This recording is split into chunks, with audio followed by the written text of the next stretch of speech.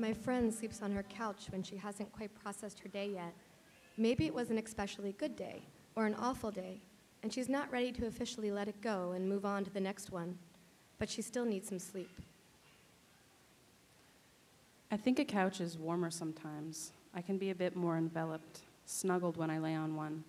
My couch is 5 feet long, which fits my body exactly.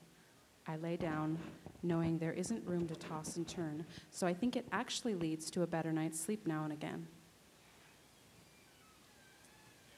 I sleep on my couch sometimes, but usually only when my boyfriend doesn't come over. It's more difficult for me to fall asleep by myself. So, I end up sleeping on the couch after watching a movie. It's easier for me to get up in the morning because I am not as comfortable.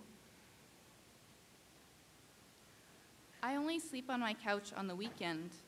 I can't on the weekdays because there isn't an alarm to wake up my lazy ass. I think it's because it takes me out of my weekday routine and feels like a vacation from my schedule. It's my way of rebelling against responsibility. I think my sister sleeps on the couch because she's lonely and exhausted. She sleeps on the couch a lot, I think because it feels less empty than her bed. Also, a bed feels permanent, while lying down on a couch to her must feel temporary, allowed, acceptable. I sleep on the couch because the couch is closer to the door than the bed. Well, I'd been married 11 months. Then divorced. I later had a live-in fiancé of 3 years with no date set. Yeah, right. Thus, I made the decision that would no longer offer free milk. I became single again and have remained as such. I own a queen-sized bed, and I realized I don't like sleeping in it alone. When I began working a third job, on top of being a mentor and also a single mother of a senior in high school. The girls, they have their breakdowns. They break down in the middle of the year. They can't finish the semester. But he needs the gentle touch. All the he's you've ever known, he needs the gentle touch. The problems, you must look squarely at the problems to see the solutions.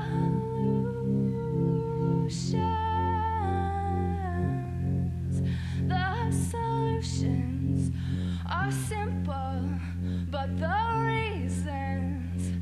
reasons are so complex.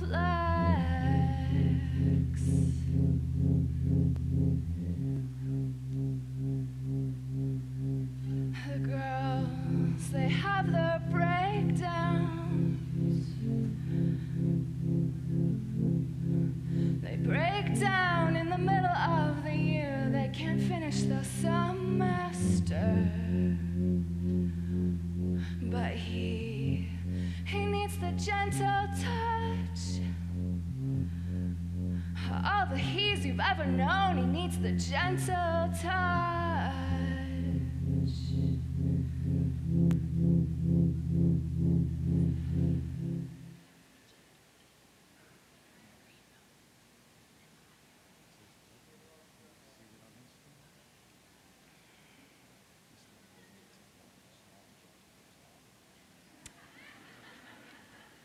I had always resisted sleeping on a couch, and I'd never really done it out of a preference before this spring.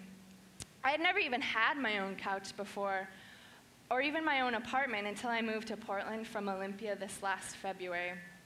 See, I'd always resisted it because I didn't want to seem like one of those couch girls, you know? Do you know what I'm talking about?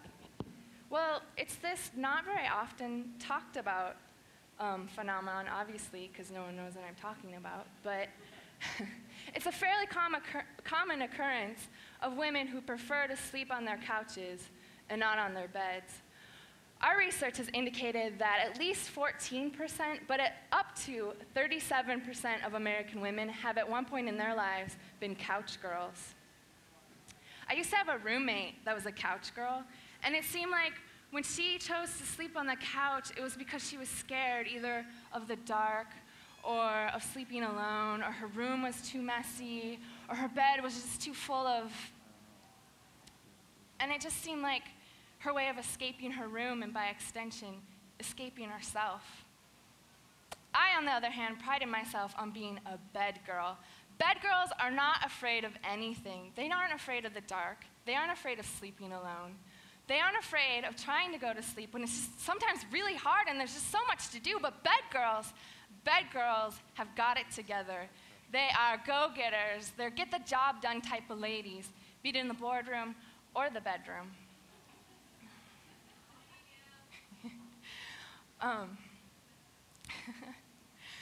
So, God, now I lost where I was, because someone laughed.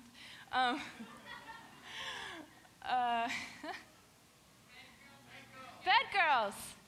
I prided myself on being a bed girl, but I have to admit I had a preference for sleeping with someone. I would have rather slept with someone, because it just seemed like when you're sleeping alone, like all the extra space around you in the bed just, well, for me at least, it just got filled up with all of my doubts and worries.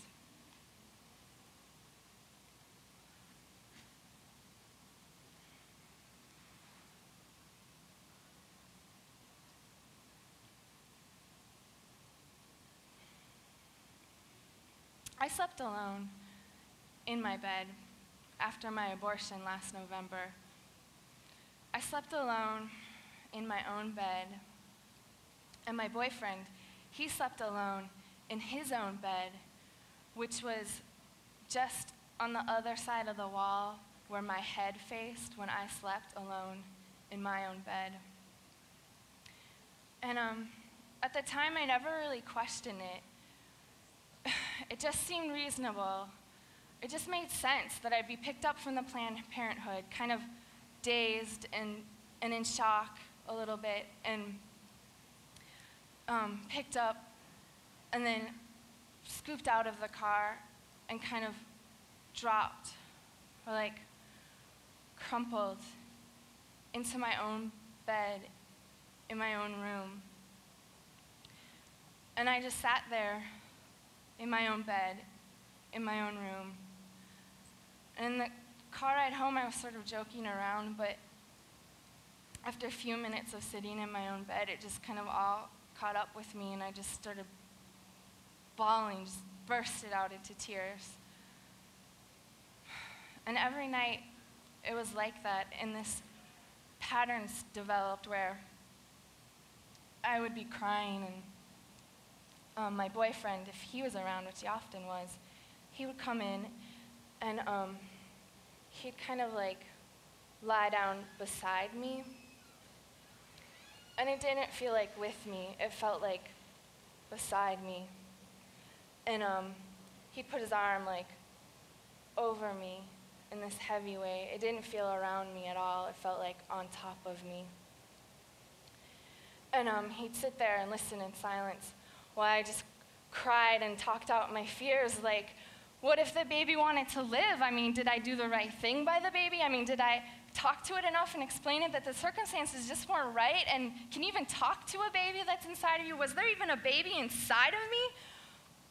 Was there at least a spirit of a baby inside of me? And he'd be silent, and I'd ask him what he thought, and he'd say something like, well, I think your views on spirituality are different than mine. Or he'd just say nothing at all. I'm sure he didn't know what to say or what to do.